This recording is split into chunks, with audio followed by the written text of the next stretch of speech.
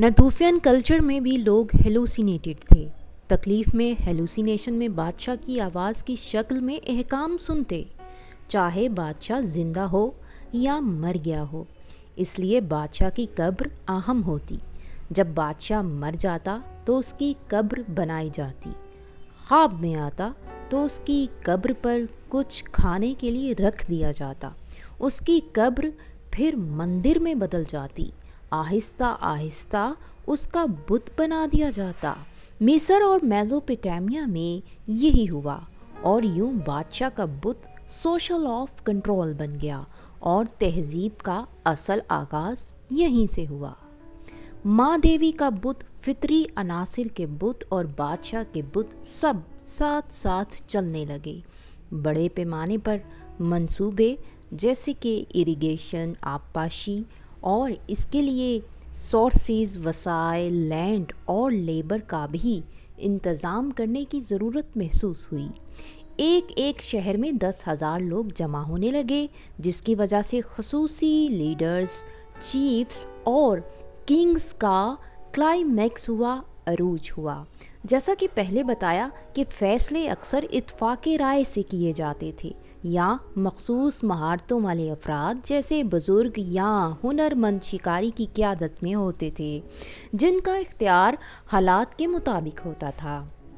यही बादशाह लीडर और सरदार बनते।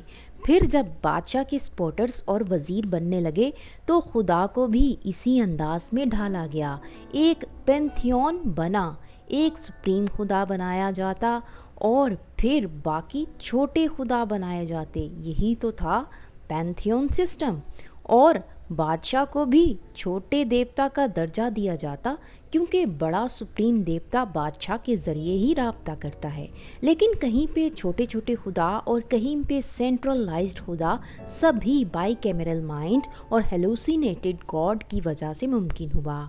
यूं कई तहजीबें और उनकी तंजीम बाई कैमरल मन के मेंटल सिस्टम पर उभरती रहीं।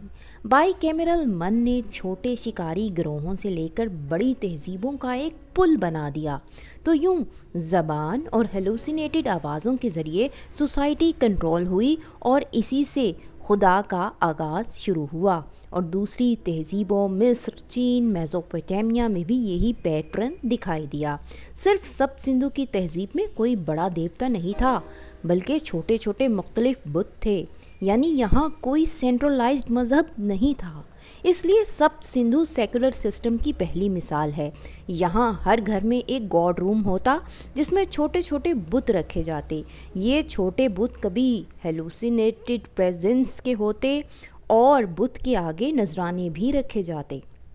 मुख्तलिफ तहजीबों में बड़ा सेंट्रल देवता हाउस कभी मरे हुए बादशाह का घर होता या तो किसी बुत देवता का घर होता, यानी किसी हेलुसिनेटेड प्रेजेंस का घर होता।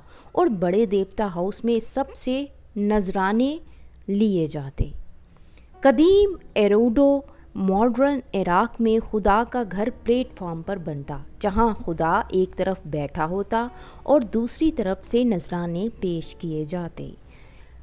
हिटाइट्स के माउंटेन टेम्पल में बादशाह के साथ एक बड़ा खुदा दिखाया गया है, जैसे बादशाह खुदा या देवता की आवाज़ सुन रहा हो और खुदा उसे नसीहत कर रहा हो।